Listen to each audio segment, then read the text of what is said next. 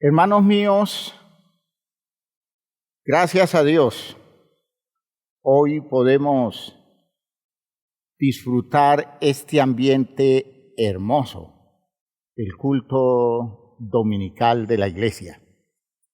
Gracias a Dios porque usted pudo llegar a la iglesia. Doy gracias a Dios porque un buen número de ustedes está llegando temprano a la iglesia. Me da gusto porque a veces en los templos se tiene por costumbre llegar un poquito tarde y sería el colmo que para llegar a la sala usted se me demorara un tiempo que no debe demorarse. Le agradezco a los miembros de la iglesia que antes del culto sacan un tiempo para orar y convierten su sala o convierten el lugar donde se reúnen, puede ser en la alcoba de algunos, lo convierten en un templo, de modo que se citan una media hora antes, 20 minutos antes, para dedicar un tiempo especial de oración. Agradezco a los hermanos que se esfuerzan el domingo para levantarse, hacer los oficios y a tiempo estar dispuestos para el culto. Agradezco a los que hacen el esfuerzo por arreglarse y entendiendo que no están delante de personas, sino delante de un Dios maravilloso a quien le hacemos el culto, entonces se arreglan lo más digno posible para un culto que es como si nosotros estuviéramos en el templo. Todo eso, como lo estoy diciendo, denota el sentido de reverencia. Así que yo estoy muy agradecido con la gente nuestra que hace del culto una actividad fundamental para él, para ellos, y que dan el testimonio público de que es el tiempo escogido, es el tiempo seleccionado para dedicárselo a ese Dios que merece de nosotros todo lo bueno, todo lo grande, todo lo especial que podamos dar. Por eso me alegra que estemos en esta hora cúltica y vamos a expresar nuestro regocijo en oración. Vamos a pedirle a Dios que intervenga en medio nuestro, que se exprese en medio nuestro, que nos dé la oportunidad de conocer de Él muchas cosas que son especiales, que son fundamentales para el desarrollo de nuestra vida espiritual. Y vamos a decirle a Él que esa experiencia que hemos tenido en el ambiente de la alabanza, que nosotros la convertimos no en simple alabanza, sino que llegue a registrar como una auténtica adoración, que después de esa experiencia, lo único que precisamos es que su palabra acabe de construir lo que hoy Él ha dispuesto a construir en nosotros. Vamos a pedirle a Dios entonces su intervención a través de la palabra que se va a predicar. Padre eterno, te damos gracias por todas las cosas que nos concedes. Gracias por el ambiente de la iglesia, gracias por la comunidad espiritual, por esta asamblea maravillosa que nos estás permitiendo hacer a lo largo de la geografía del mundo, en toda la extensión de este globo terráqueo, sabiendo que en diferentes lugares hay personas conectadas con este programa espiritual. Te agradezco la vida de cada uno de mis hermanos, porque en esas vidas tú te estás expresando, tú estás perfeccionando tu salvación. Te agradezco, Señor, el espíritu congregacional que tenemos, el buen ánimo, el interés, Señor, de poder congregarnos y poder estar juntos en un ambiente espiritual especial. Te agradezco lo que te has propuesto dar a la iglesia en esta mañana, lo que has dispuesto para el bienestar y la edificación de la iglesia, la palabra tuya obrando eficazmente en nuestras vidas y clarificando tus verdades para estructurar nuestro pensamiento y para ordenar nuestra existencia, colocarnos a tono con el propósito espiritual que tú tienes. Gracias, Padre, por esta salvación que aquí se está perfeccionando. Gracias por este sustento que nos has dado, y es un sustento de palabra que termina por permitirnos creer y confiar en que todo otro sustento también llegará como llega el poder de tu verdad. Gracias, Padre Santo, en el nombre de Jesús el Señor. Amén. Amén. Bien, mis hermanos, pueden sentarse y hoy vamos a continuar hablando de las experiencias que tenemos con Dios y especialmente las experiencias con la santidad de Dios. Tenemos que decir de entrada que cuando se tienen experiencias reales con Dios, la santidad deja de ser una doctrina a la que simplemente le damos nuestro consentimiento, porque así terminan siendo muchas doctrinas aceptadas, asumidas en la teoría, entendidas en el concepto, a veces estudiadas, pero no pasan de allí. Entonces, cuando hablamos de la santidad y la santidad ligada a la experiencia del creyente con Dios,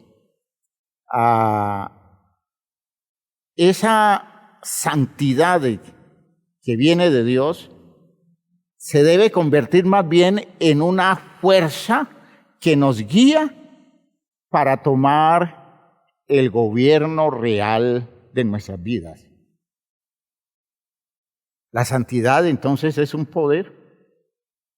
La santidad que nos llega de Dios, la revelación de la santidad que nos llega a través de nuestras experiencias con Dios, es un poder, es un maravilloso poder. Así como lo estoy diciendo, lo presenta la Biblia, ¿no? La Biblia muestra que la santidad es como una fuerza que nos motiva a partir de haberla descubierto en la magnificencia de Dios. Es decir, la santidad magnífica expresada en el ser de Dios.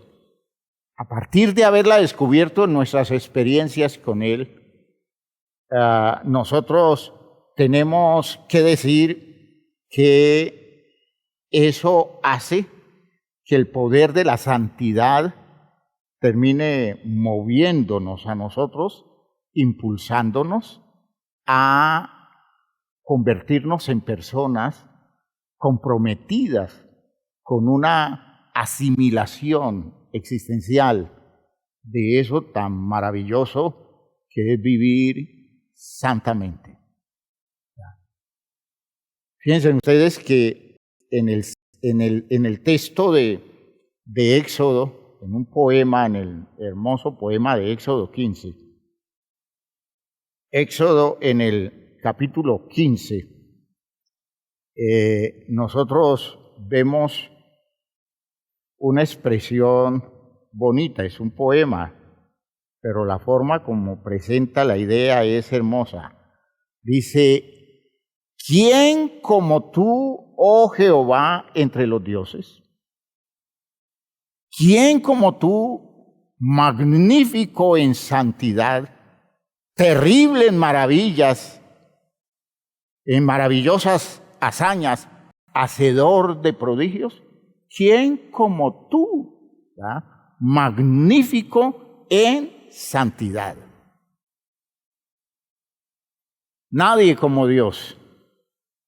Y cuando lo vemos en esa expresión de su magnificencia que en un alto porcentaje la entrega las condiciones particularísimas de Dios, es decir, su santidad,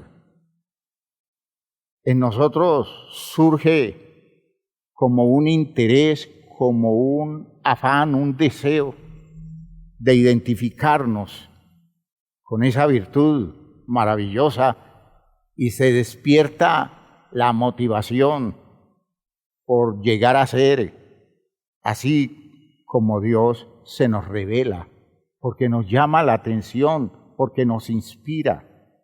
La santidad de Dios es una poderosa fuerza de renovación moral para nosotros los seres humanos, de renovación espiritual, al punto que, tocados por ella, no solo tenemos disposición para arrepentirnos y replantear la vida, sino como un ánimo enorme por vivir cada día mejor, vivir cada día más ajustado a un presupuesto, el presupuesto de Dios en la salvación.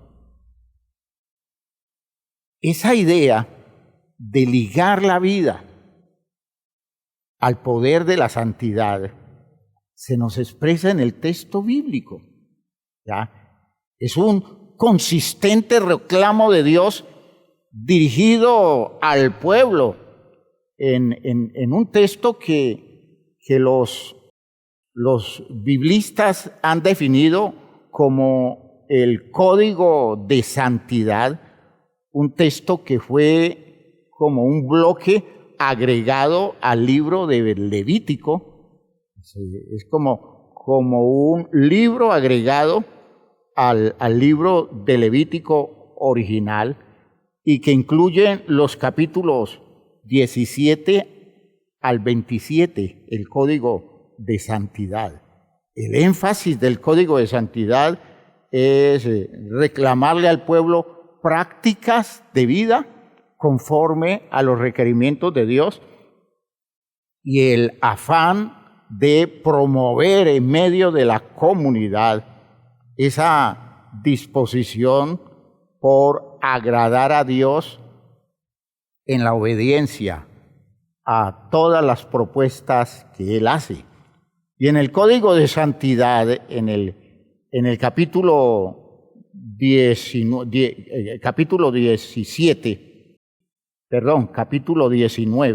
el Código de Santidad, capítulo 19 del libro de Levítico.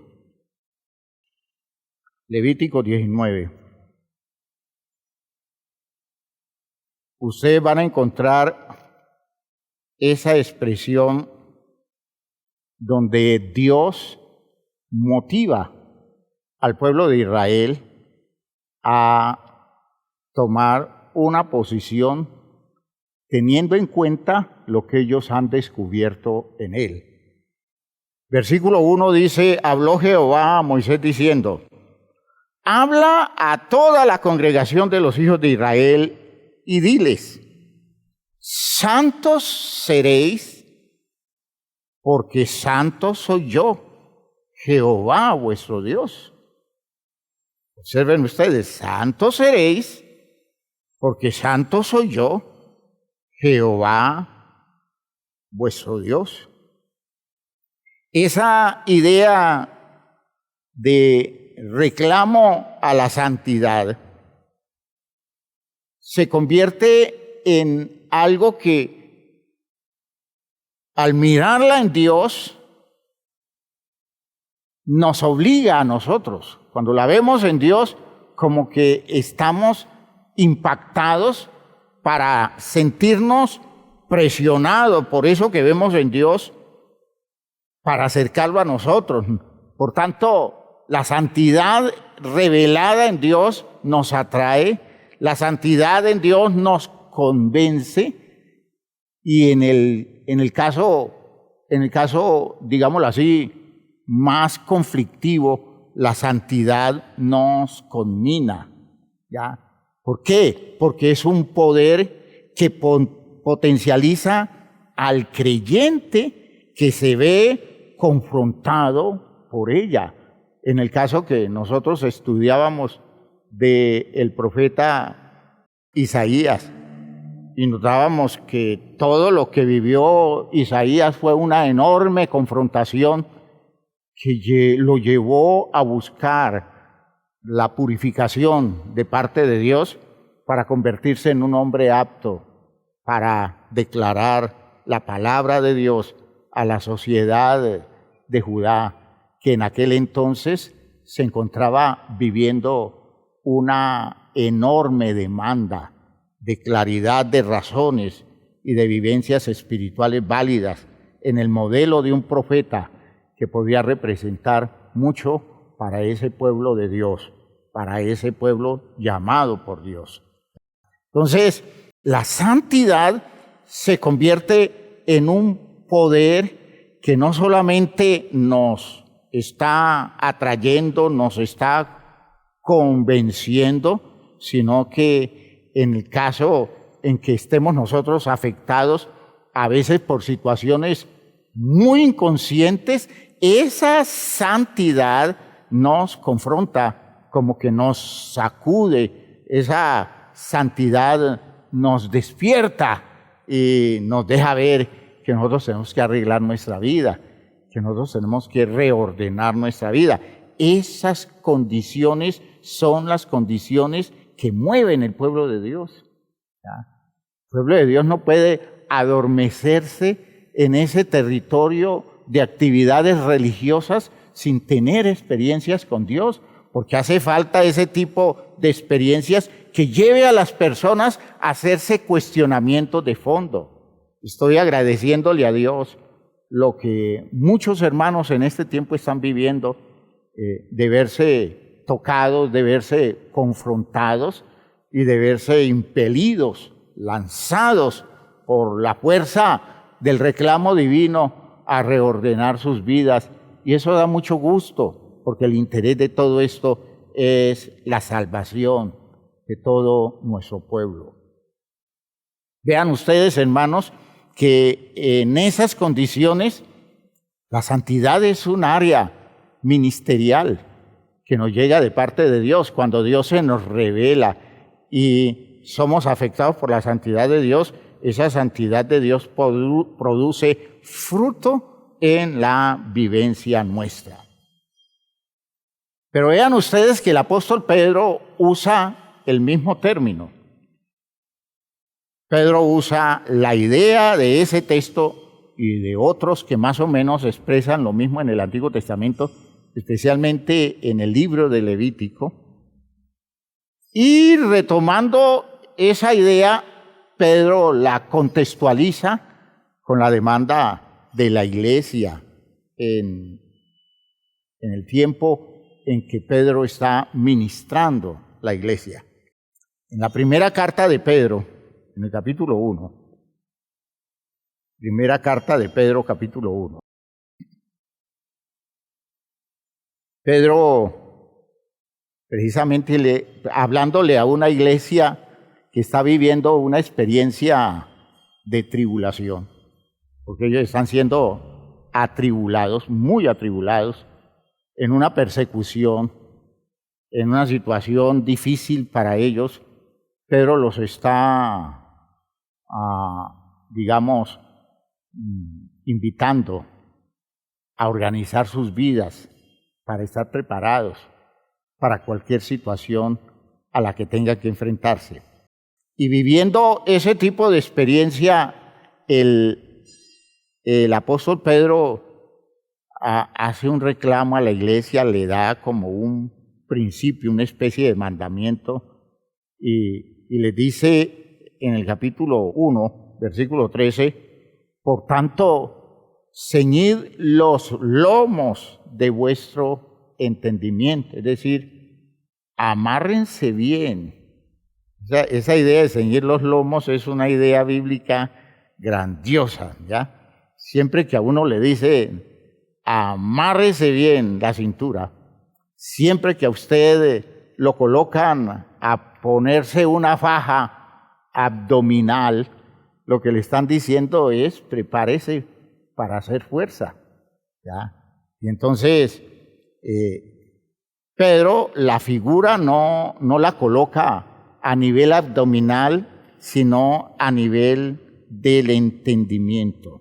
Ser capaces de esforzarnos con violencia a veces, con exigencia extrema en las condiciones de nuestra vida, para entender las cosas que nosotros no aceptamos con mucha facilidad y se necesita, insisto, que nosotros nos hagamos mucha violencia, no que nos hagan violencia, que nosotros nos hagamos violencia a nosotros mismos, nos hagamos fuerza, nos presionemos para que podamos producir como fruto un entendimiento mucho más profundo de lo que comúnmente maneja la gente. Y entonces dice, ceñid los lomos de vuestro entendimiento, sed sobrios. Es decir, no comiencen a buscar muchas cosas elaboradas, bonitas, sofisticadas. No, es con lo poquito que Dios nos da en las condiciones apenas indispensables en las que vivimos, la bendición que Dios nos da, esperen por completo en la gracia que se os traerá cuando Jesucristo sea manifestado. Y entonces les dice, como hijos obedientes, no os conforméis a los deseos que antes teníais estando en vuestra ignorancia. Ahora entendemos mejor las cosas. Ahora vemos con más claridad lo que Dios nos dice, lo que Dios nos enseña. Nos hemos exigido más que el común y estamos entendiendo razones que el común no entiende. Por tanto, acomodemos la vida, complementemos esto acomodando la vida a esa claridad mayor que nos ha llegado, a ese entendimiento que se ha despertado alrededor de los criterios de Dios, y en ese interés, dice él, ustedes conviértanse en personas obedientes que no se conforman a los deseos que antes tenían estando en la ignorancia en la que estaban, sino como aquel que os llamó es santo, y aquí retoma a Levítico, como aquel que os llamó es santo, sed también vosotros santos en toda vuestra manera de vivir. Y dice, porque escrito está, sed santos, porque yo soy santo. Fíjense ustedes que la condición la coloca la santidad de Dios. La condición no la establece la demanda ética de la estructura religiosa de este momento. La condición no la establecen los líderes de la iglesia. La condición viene de demandas superiores.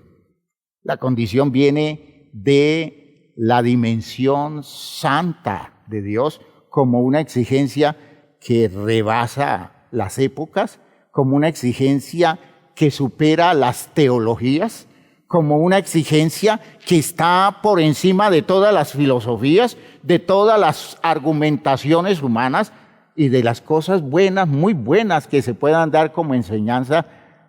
La santidad no es una exigencia social simple, es una demanda que se nos hace a la vida porque estamos siendo conscientes de que Dios es santo y tenemos experiencias con ese Dios que es santo. Vean qué bonito es todo esto, ¿ya? Y dice el apóstol en su carta en el versículo 17, y si invocáis por Padre, fíjense ustedes que está complementando la explicación, y si invocáis por Padre aquel que sin acepción de personas juzga según la obra de cada uno, virtud de su santidad, conducíos con temor, efecto de la santidad, todo el tiempo de vuestra peregrinación, entendiendo que fuisteis rescatados de esa vana manera de vivir, la cual recibisteis de vuestros padres, no con cosas corruptibles, como oro o plata. No hubo un costo económico, no hubo un costo material humano, no hubo un costo estrictamente humano a partir de condiciones en las que el sacrificio de un hombre en este mundo nos resolviera las cosas. Hubo un costo mucho más profundo y es la conquista de un hombre. ¿Ya? Un hombre valiente que no simplemente se sacrificó, sino que obtuvo la victoria. Porque mucha gente se sacrifica por otro y eso no rescata a la humanidad de su condición. Pero cuando un sacrificio viene acompañado de una victoria, es decir, de un éxito existencial, porque decir que la sangre de Jesucristo nos limpia de pecado, que la sangre de Jesucristo termina rescatándonos de las condiciones terribles en las que estábamos condenados, en la condición de personas perdidas, esclavas, sometidas a un régimen ominoso que nos llegó como consecuencia del pecado. Eso es insuficiente. Hay que decir que quien ha podido aportarnos todo esto, lo aporta porque hizo de la santidad de Dios un sistema de vida propia, un propio sistema de la vida. Ese sistema que decidió asumir Jesús y en esa disposición para vivir como Dios manda, obtuvo una poderosa victoria que hoy se nos entrega como una condición de bienestar para la vida nuestra, que nos abre la oportunidad de vivir libres de las consecuencias tristes de nuestros propios errores. Estoy insistiendo en esta idea porque es la idea de redención que quiero que vayamos perfeccionando en la claridad de la mente de la Iglesia. Y por eso dice, sabiendo que fuisteis rescatados de vuestra vana manera de vivir, la cual recibisteis de vuestros padres, no con cosas corruptibles como oro o plata, sino con la sangre preciosa de Cristo, como de un cordero sin mancha, ni contaminación, sin contaminación, ya destinado desde antes de la fundación del mundo, pero manifestado en los postreros tiempos por amor de vosotros, y mediante el cual creéis en Dios, quien lo resucitó de los muertos y le ha dado gloria, para que vuestra fe y esperanza sean en Dios. Yo quiero dejarles ver, hermanos míos, que el poder de la santidad ha hecho milagros. Y una de las obras más extraordinarias del impacto de la santidad de Dios en relación con la vida suya y con la vida mía es la redención que hemos recibido. Porque la redención que hemos recibido ha sido potenciada por la santidad de Dios. El Hijo de Dios, Jesucristo, inspirado por esa relación profunda con el Padre, tocado por las virtudes maravillosas del Padre, afectado por su santidad extraordinaria, reverente frente a eso, decidió vivir y se dispuso y se disciplinó en la vida para hacer de esa claridad de la gloria de Dios, de la majestad de Dios, hacer de esa claridad una fuerza que lo impulsara a vivir obedeciendo, y obtuvo la victoria, por lo cual, insisto, la muerte no pudo retenerlo y hoy Él vive y permanece para siempre para darnos la oportunidad a nosotros de recibir el rescate de nuestras oportunidades existenciales, de nuestra capacidad existencial, rescatarnos para poder vivir acorde con la propuesta de Dios en la vida eterna que Él nos ha prometido. Detrás de todo esto, la santidad de Dios está dando la energía, está dando el poder, está dando la motivación, está dando la inspiración. Si ustedes observan bien la idea, cuando la Biblia dice, sed santos, porque yo soy santo, no es simplemente decirles, están obligados, porque yo soy santo. Lo que está diciendo es, si me tienen a mí, que les muestro todo el recurso de la santidad, que se los proveo, que se los revelo, y en mi revelación hay fuerza, hay dinámica, hay oportunidad de práctica.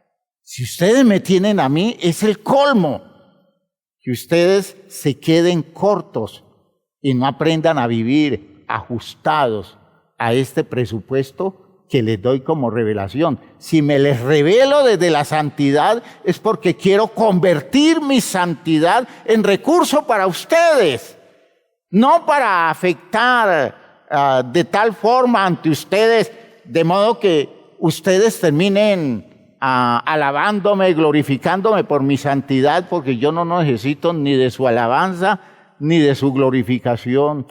Yo lo que quiero es que ustedes se aprovechen de esto y lo conviertan en herramienta para construir sus propias vidas, como lo hizo mi Hijo amado, como lo hizo el Señor Jesucristo, porque al final la victoria de Él la obtuvo como consecuencia de ajustar totalmente su vida a ese presupuesto que se le entregaba a través de la revelación de la santidad de Dios. Fíjese que en la misma carta, primera carta, Pedro deja ver el propósito del llamamiento de la iglesia.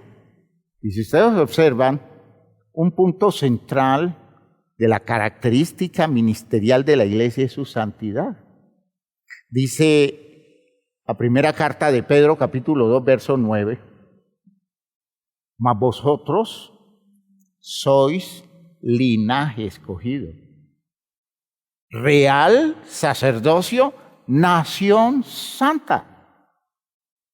Es decir, yo los he apartado para que ustedes vivan el efecto de esta forma particular de llamarlos a vivir con una finalidad ministerial, para que muestren, para que evidencien. Dicen, mas vosotros sois linaje escogido, real sacerdocio, nación santa, pueblo adquirido por Dios, para que anunciéis las virtudes del que os llamó de las tinieblas a su luz admirable.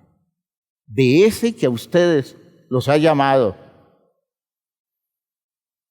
a ministrar y los ha sacado de esas tinieblas en las que estaban, a que tengan la dimensión de claridad que hoy tienen. El propósito es anunciar mis virtudes, y dentro de esa condición fundamental, virtud relevante, virtud definitiva, sobre la cual se construye el ministerio de ustedes, es mi santidad. ¿Ya? Esa idea es es una condición especial. La santidad de Dios, hermanos míos, nos está presionando todo el tiempo, nos está moviendo todo el tiempo a una forma de vivir, a una forma de pensar, a una forma de entender nuestra experiencia vital. Sed santo, porque yo soy santo. Y preciso que al ustedes meterse en este compromiso, ustedes comiencen a descubrir una forma de entender las cosas que haga tanta distinción entre lo que hay en el mundo y lo que tienen ustedes, que ustedes se han visto como aquellos que fueron sacados de las tinieblas a la luz admirable, a una claridad extraordinaria.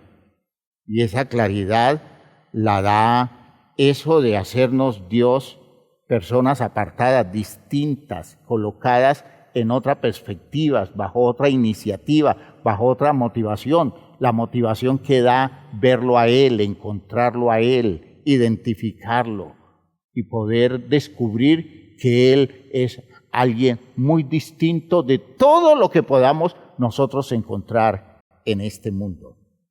Y vean ustedes que a ese nivel, entonces descubrimos que la santidad tiene que tener profundas implicaciones para nuestra vida práctica, nuestra vida diaria práctica. Cuando nosotros decimos que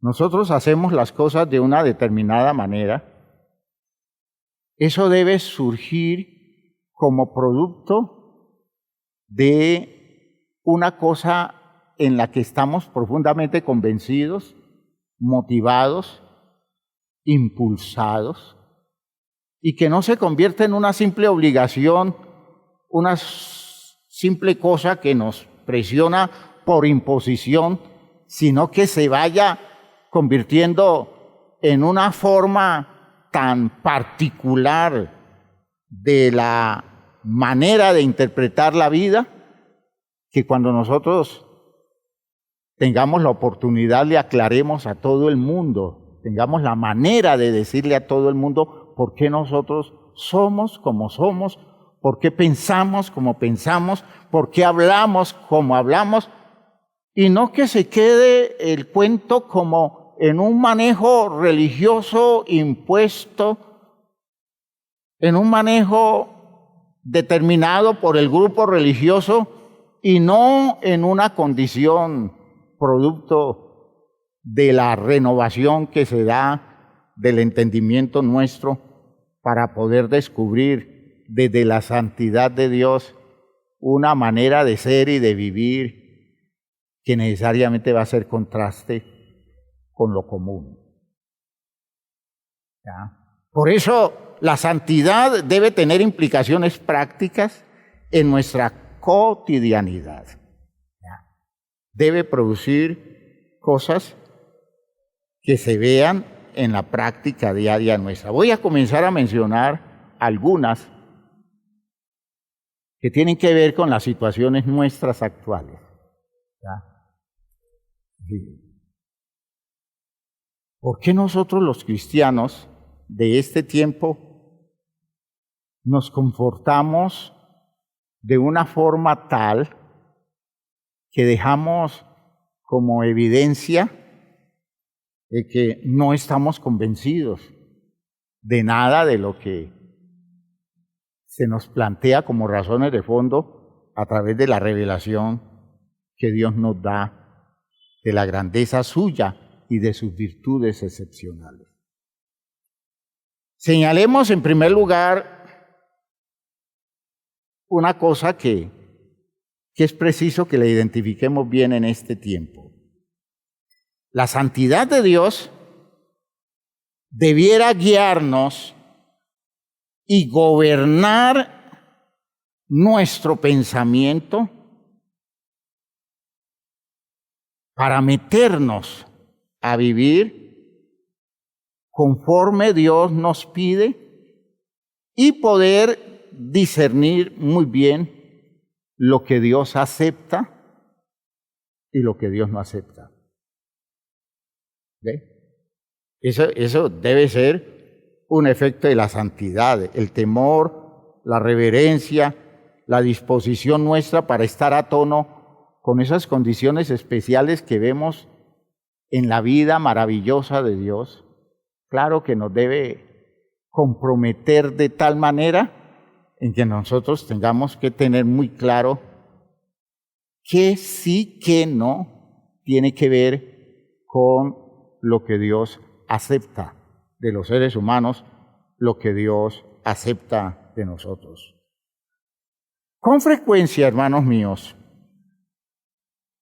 oímos decir a los cristianos la expresión aceptación incondicional. Ese es un término que escuchamos en el medio cristiano. Eso de aceptar en forma incondicional. Y cuando escuchamos eso, da la impresión que el término es aplicado primero a Dios y después a la comunidad de creyentes. El razonamiento más o menos es de esta manera. Dios nos acepta incondicionalmente, por lo tanto nosotros debemos aceptar a los demás incondicionalmente. Oigan la expresión, Dios nos acepta en forma incondicional.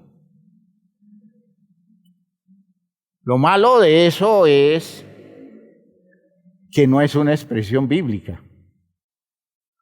Eso no está en la Biblia, eso no es una idea bíblica. Incluso yo pudiera decir que tiene el inconveniente de que no alcanza a ser un concepto espiritual cristiano. Porque Dios no nos acepta sin tomar en cuenta lo que hagamos. Esa idea, ¿no?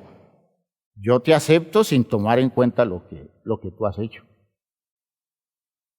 ¿Eh? Y alguno me podrá decir, claro, la Biblia dice eso. Y yo le digo, pero de por medio de algo. De por medio está en que ante la presencia de la santidad de Dios, yo me haga consciente de la dimensión de mis errores y eso me lleve a un arrepentimiento y a un replanteamiento de la vida. Pero que Dios me diga, yo te acepto incondicionalmente, no te preocupes. No importa cómo hayas vivido, no importa cómo hayas establecido tu experiencia humana, yo te acepto incondicionalmente.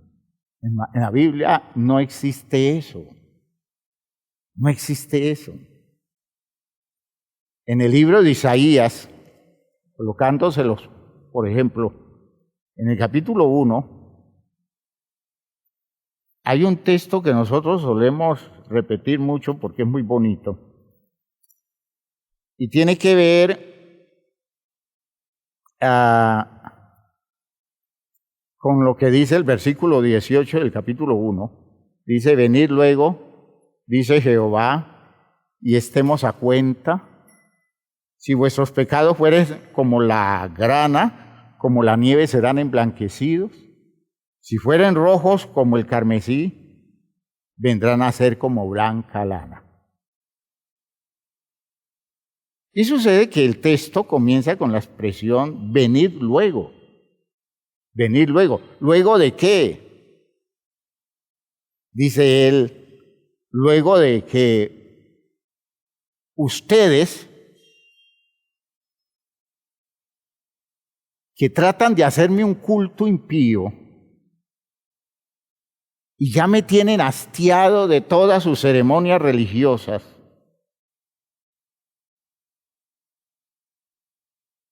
Que ustedes tengan la disposición de lavarse, limpiarse, quitar la iniquidad de sus obras delante de mis ojos, y dejar de hacer lo malo. Aprendan a hacer el bien, busquen el juicio, restituyan al agraviado, hagan justicia al huérfano, amparen a la viuda.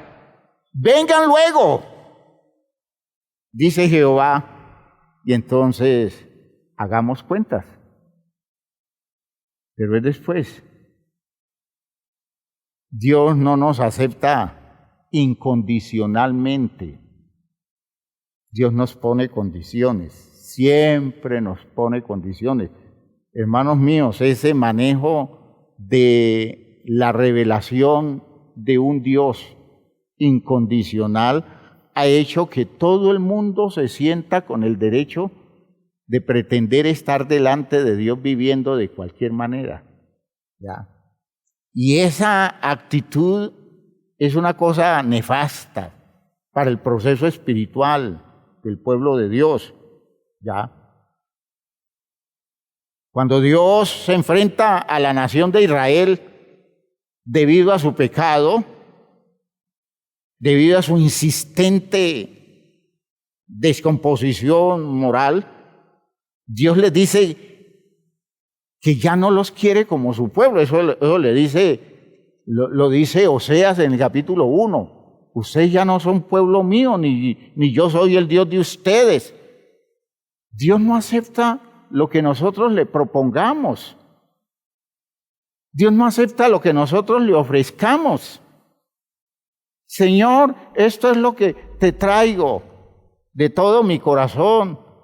Esto es lo mejor de mí, dice un himno. Yo te traigo a ti lo mejor de mí. Como si Dios nos estuviera pidiendo a nosotros lo que a juicio nuestro Él quiere que le demos. Es decir, que nosotros decidamos qué le damos. Y entonces si yo le doy como esas madres alcahuetas, que llega el hijo desubicado y le regala una rosita el día de la madre, y ella dice, mi hijo, cualquier cosa es cariño y gracias por su obsequio.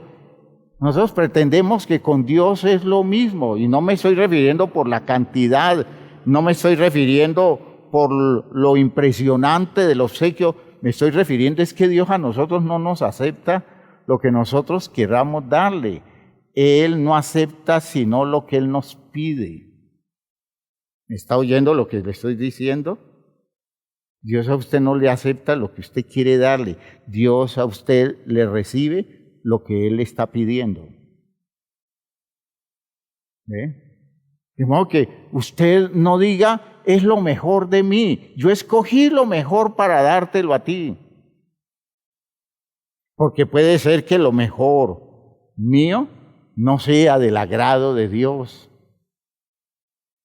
Porque Dios sabe la virtud, la bondad de las cosas que están implícitas en nuestra disposición de generosidad. Y esto que estoy diciendo puede resultar chocante, pero es precisamente algo que tenemos que ir corrigiendo en nuestro ambiente religioso, en nuestro ambiente social. Traerle a Dios lo mejor. ¿Ya? Hay un himno muy bonito que nosotros cantamos y le decimos a Dios que nuestra disposición tiene que ver con darle a Él lo más escogido de lo nuestro. Entonces uno se tiene que hacer la pregunta, ¿y quién hizo la selección de lo escogido? ¿Quién hizo la selección de lo mejor mío? Entonces alguien me podrá decir, pero es que Dios es bueno, es que Dios es comprensivo. Claro, Dios es bueno, Dios es comprensivo, pero la santidad de Dios no permite que yo le llegue a Dios con algo que no dignifique su santidad. Entonces, por favor, entiendan eso.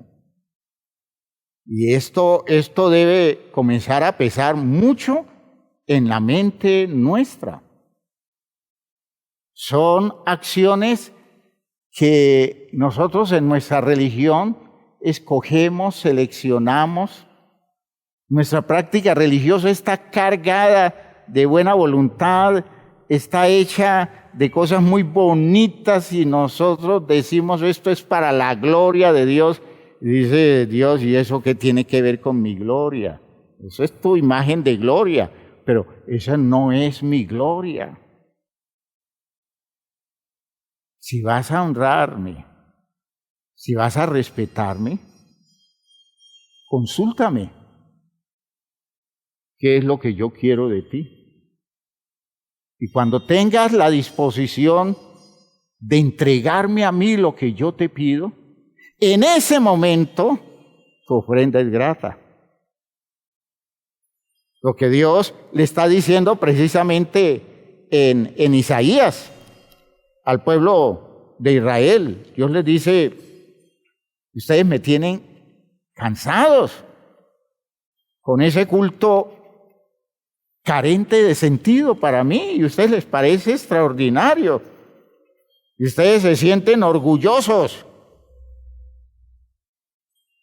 En el versículo 13, Él les dice, del capítulo 1 de Isaías, Él les dice, no me traigáis más vana ofrenda. El incienso me es abominación, luna nueva y día de reposo, el convocar asambleas, no lo puedo sufrir, son iniquidad vuestras fiestas solemnes. Vuestras lunas nuevas y vuestras fiestas solemnes las tiene aborrecida mi alma, me son gravosas, cansado estoy de soportarlas. Hermanos, esto no es una actividad religiosa frenética donde nosotros al gusto nuestro hacemos una cantidad de cosas, nunca habiendo consultado lo que Dios quiere, lo que Dios nos pide. Dice, simplemente hagan lo que yo les digo, comprométanse con lo que yo les mando. Y luego sí vengan, y entonces nos vamos a poner a cuentas.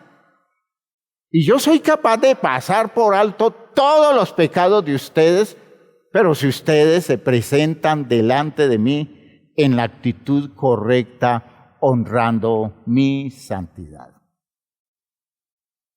Por eso dice el versículo 19, si quisiereis y oyereis, comeréis del bien de la tierra. Si no quisiereis y fuereis rebeldes, seréis consumidos a espada, es decir, desaparecerán bajo la fuerza de condiciones enemigas que los va a devastar, que los va a destruir, porque la boca de Jehová lo ha dicho.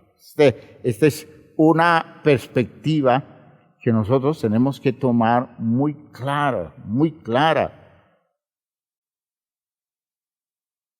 Él no acepta lo que no es santo. En realidad, todo lo que Dios acepta de nosotros es lo que Él produce en y por medio nuestro. Dios solo acepta lo que tiene que ver con las condiciones fruto de la obra de Él en la existencia nuestra. Por eso la entrada a la aceptación de Dios comienza con una actitud de arrepentimiento que nos permita disponernos para un perdón en el que comenzamos a hacer una auténtica ofrenda a Dios. ¿Ya? Hablar en una forma tan irreflexiva que Dios nos acepte incondicionalmente, al parecer estimula una vida descuidada y desobediente. Así que la iglesia no puede aceptar a aquellos que profesan ser cristianos, simplemente porque dice, yo soy cristiano. Tocados por la santidad de Dios, nosotros tenemos que hacer discernimiento de quién es y quién no es. No para rechazarlos como personas, sino para decirle, si usted quiere ser alguien identificado con una fraternidad de estas, a usted le conviene hacer esto y esto. No me diga que usted está metido en una práctica cristiana cuando usted no es cristiano. Esa sinceridad, esa ubicación debe ser la que caracterice la iglesia, ¿ya? Cristianos que viven como paganos. Cristianos que hacen cosas, según Pablo en 1 Corintios, en el capítulo 5, hacen cosas que no lo hacen los que no temen a Dios. Es preciso ese generar disciplina que dignifique el espacio espiritual donde la gloria de Dios se manifieste. Recordemos el espíritu del cristianismo probado en Apocalipsis, donde el Señor hace un juicio sobre una comunidad. En Apocalipsis capítulo 3, hermanos, Dios no acepta cualquier cosa. Dios no nos acepta de cualquier manera. Dios no soporta lo que a nosotros se nos ocurra ofrecerle. Dios no nos acepta como nosotros querramos presentarnos delante de Él. Y en esto voy a insistir muy fuertemente, porque es el tiempo de darle honra a nuestro Dios en una época, hermanos míos, donde todo lo que se maneja dentro de unos criterios mundanos, donde nuestra razón y nuestra inteligencia dice lo que Dios tiene que asumir y lo que Dios tiene que aceptar. Que alguien le diga a uno, pastor, es que yo no veo nada malo en eso. ¿Eso qué tiene de malo? Entonces uno dice, bueno, lo único malo que tiene eso es que Dios no lo acepta. Dice, pero ¿por qué no? Dice, pues Dios no lo acepta. Dice, explíqueme por qué no lo acepta si yo lo veo razonable. Y entonces yo le tengo que decir, ¿cuál es la razón válida? ¿La suya o la de Dios?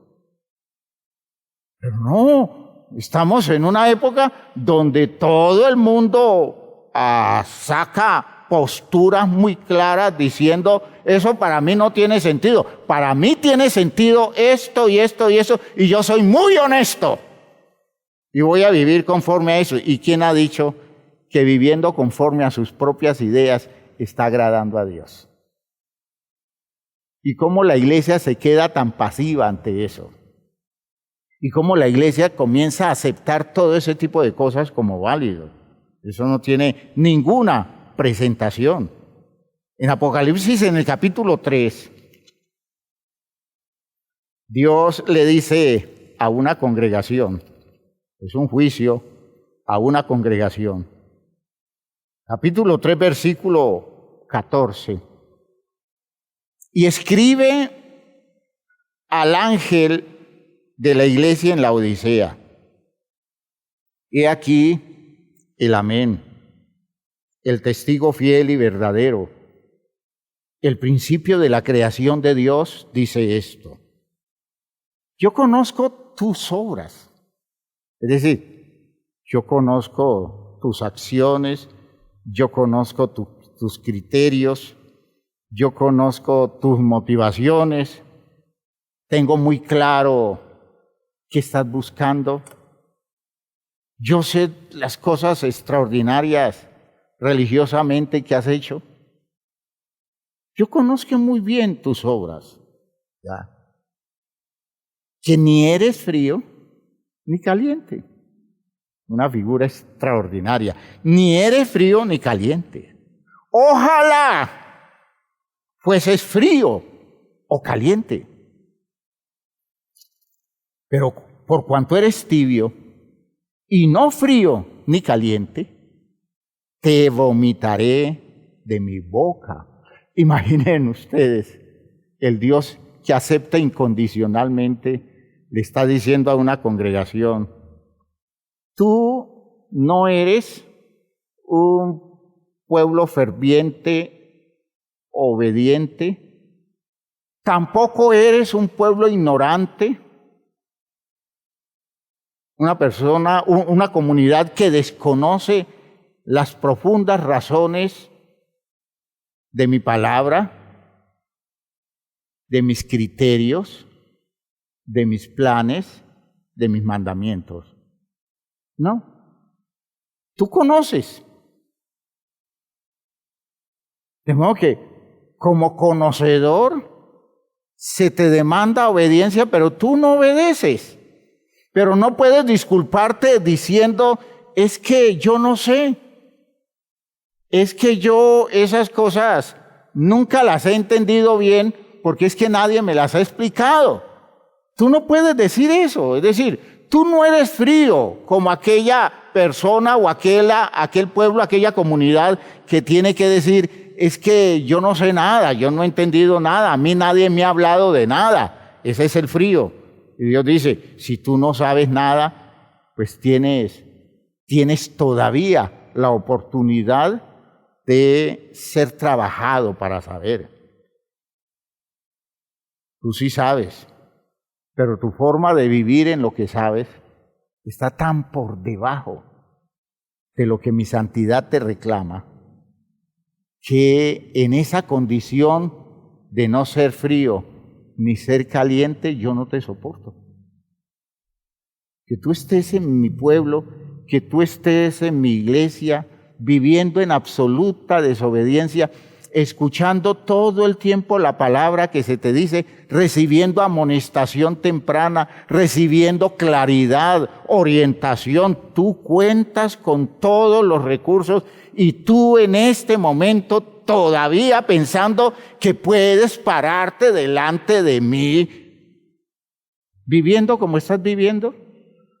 Yo no te soporto, te saco del territorio de mi cercanía, te vomito de mi boca. No eres frío, no eres caliente, te vomito de mi boca. ¿Será que Dios nos acepta incondicionalmente? No.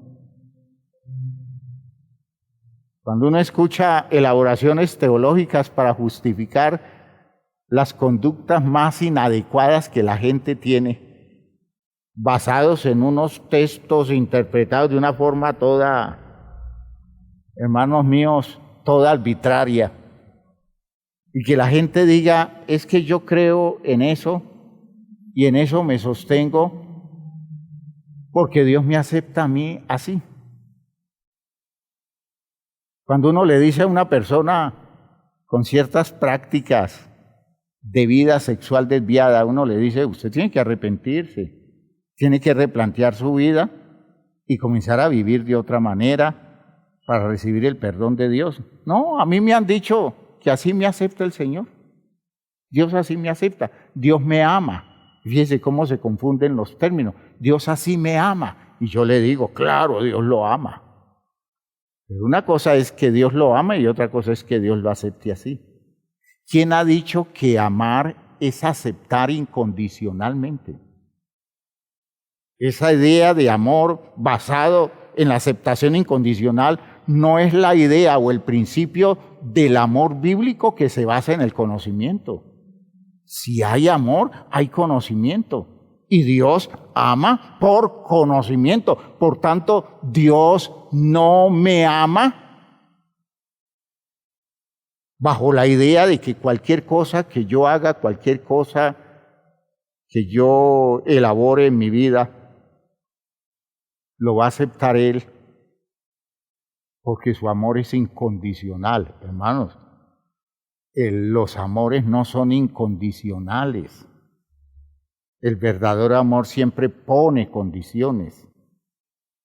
Y no es en el sentido que las condiciones tengan que ver con el interés egoísta del que ama. Las condiciones tienen que ver con el genuino interés por la persona que es amada. Aquel que acepta incondicionalmente a otro es alguien que no ama a la otra persona. Sencillamente la está usando o la está buscando de esa persona algo que le conviene, está necesitada de la persona y entonces acepta, ¿ya? Asume todo como válido y dice, este es mi amor es incondicional. No, los que realmente aman ponen condiciones porque saben que el bienestar de la vida de un ser humano no se hace en cualquier territorio y no se establece de cualquier manera. El principio bíblico dice es que Dios al hijo que ama lo corrige, al hijo que ama lo castiga, ¿ya? Porque es que el asunto es que el amor no es un sentimiento especial de alguien que acepta cualquier cosa, sino que el amor es el genuino interés de un ser humano o de alguien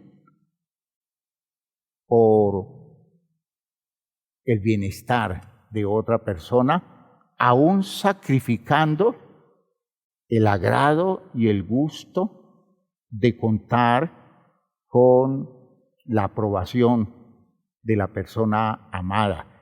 Es que cuando yo amo, nunca estoy preguntándole a quien yo amo si se siente a gusto conmigo. Cuando yo amo, simplemente le estoy diciendo a la persona que ama qué es lo que conviene para su auténtico bienestar. Espero que ustedes me estén entendiendo. La santidad nos obliga a aprender a colocar condiciones en el territorio donde el bienestar de las otras personas requiere que se coloquen condiciones. No es de cualquier manera, no es en cualquier espíritu, porque de otra forma, entonces, la santidad de Dios nos va a hacer reclamos reales. Que Dios nos despierte esa conciencia en nuestros espacios relacionales, en nuestras prácticas sociales, en nuestra actividad cultica, que es algo a lo que le voy a dedicar tiempo en la próxima reunión, porque es que la santidad de Dios debe cambiar nuestra actitud y nuestra conducta cuando estamos rindiéndole culto a Dios, cuando estamos adorando a Dios, y vamos a entender grandes principios al respecto, grandes verdades, y vamos a ver ejemplos bíblicos de cuánto representa esto. Y por eso yo quiero decirles, hermanos, la santidad de Dios condiciona, siempre condiciona. Esa es de las cosas que más me ha sorprendido de mi experiencia relacional con Dios. Dios todo el tiempo me ha puesto condiciones. Dios no me ha aceptado a mí de cualquier manera. Dios no me dice a mí, yo te amo, no importa cómo estés, siempre te amaré. Dios lo que me ha dicho es, yo te amo. Y por eso sí me interesa cómo estés, porque yo quiero que tú llegues a ser mi hijo. Yo quiero que tú llegues a ser mi hijo. Hermanos míos, que Dios nos dé sabiduría para ir interpretando todo esto. Es preocupante, entonces, tener uno que pensar que hemos vivido inmersos en un ambiente religioso donde a veces la experiencia con Dios no es tan fuerte y entonces nos hemos permitido libertades donde al final nos importa muy poquito cuánto agravio hagamos al reclamo de la santidad de Dios, que no hayamos podido entender que este tiempo es precioso para hacer de nuestra vida un espacio elaborado con unos criterios tan serios que nosotros no nos demos el lujo de seguir viviendo de cualquier manera, aceptando cualquier cosa y justificando lo que se presenta en la vida sin tener nosotros una dirección clara de valores determinados por nuestra experiencia con Dios, de donde al salir de allí y enfrentarnos a la vida y enfrentarnos al mundo, nosotros tengamos que decir, no es de cualquier manera, sino como Dios dice. Que Dios nos ayude, que Dios nos dé entendimiento, que Dios nos dé habilidad para todo esto. Les pido el favor que se pongan de pie. Vamos a orar. Vamos a pedirle a Dios que nos dé sensibilidad, que nos dé una manera de enfrentarnos a todas estas condiciones de la vida bajo la premisa de aquel que nos ha dicho, sean santos porque yo soy santo. Bajo esa premisa, entonces, nosotros tengamos que ir reacomodando todas las condiciones de nuestra vida y descubramos al final que si hay alguien que nos está presionando con condiciones demandantes, es Él. Y precisamente eso es lo que confirma el hecho de que Él nos ama como nadie nos ha amado. Vamos entonces a orar y confiemos en que Dios nos va a despertar este tipo de sensibilidad, porque esta es la iglesia que está buscando Dios.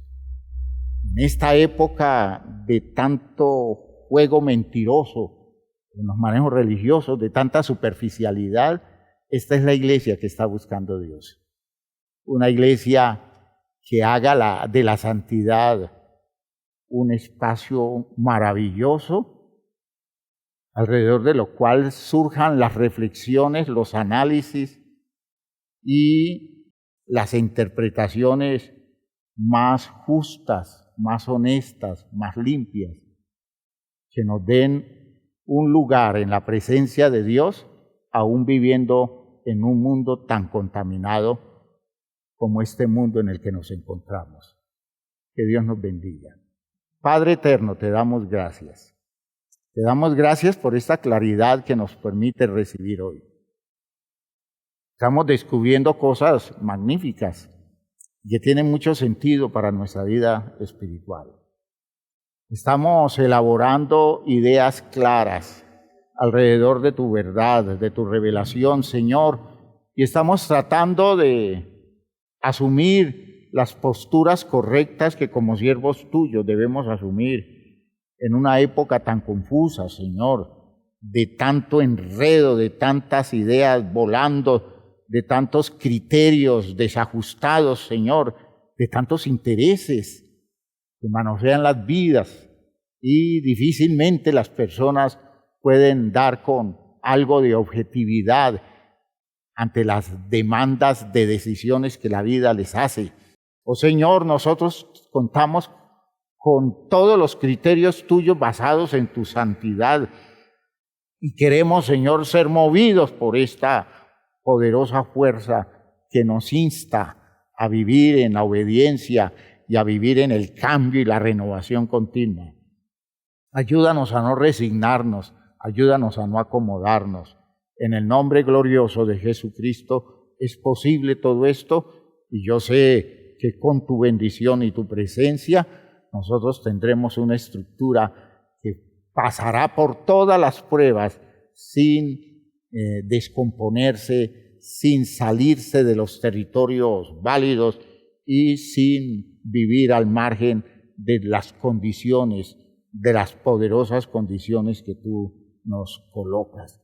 En el nombre de Jesús el Señor, esperamos tu bendición y tu respaldo y confiamos en lo que vamos a lograr con tu ayuda. Amén, amén. Sí, Señor. Amén. Hermanos míos, que Dios los bendiga a todos, que Dios los sostenga y que Dios les dé victoria en sus decisiones espirituales movidos por la fuerza de la santidad de Dios. Dios les bendiga.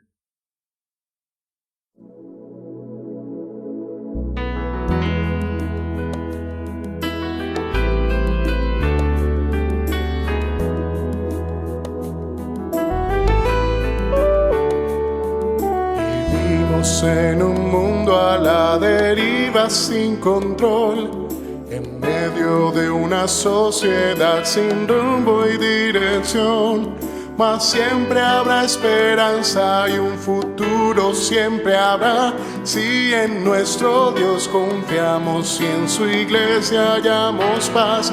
Y es su iglesia que me guía y me consuela si hay dolor. Ella cuida bien mis pasos y me brinda eterno amor. Es el faro del Señor que me ilumina al caminar, y es también la fortaleza que protege en todo mal. Es verdad, es paz, es vida y siempre busca el bienestar de cualquiera que permita a Dios hacer su voluntad. En su amparo es que yo crezco, pues a ella pertenezco. Gracias Dios, pues sé que en tu infinito amor me has brindado con tu iglesia salvación.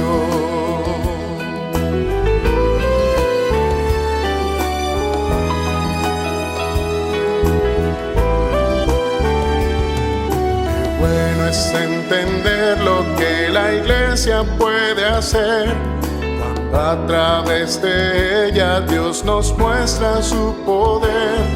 Y es tiempo de que todos seamos focos de su amor, para ser en nuestro mundo parte de la solución. Y es su iglesia que me guía y me consuela si hay dolor. Ella cuida bien mis pasos y me brinda eterno amor. Es el faro del Señor que me ilumina al caminar, y es también la fortaleza que protege en todo mal.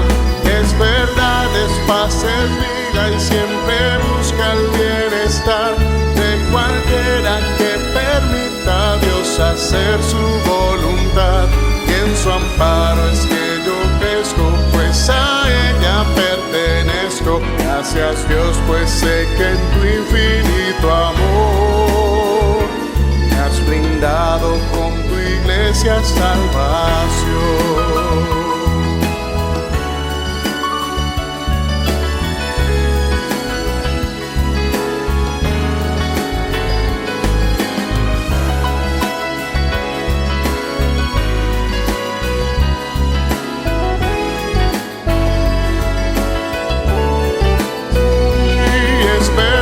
Es paz, es vida y siempre busca el bienestar de cualquiera que permita a Dios hacer su voluntad. Y en su amparo es que yo crezco, pues a ella pertenezco. Gracias Dios, pues sé que en tu infinito amor me has brindado con tu iglesia salvación.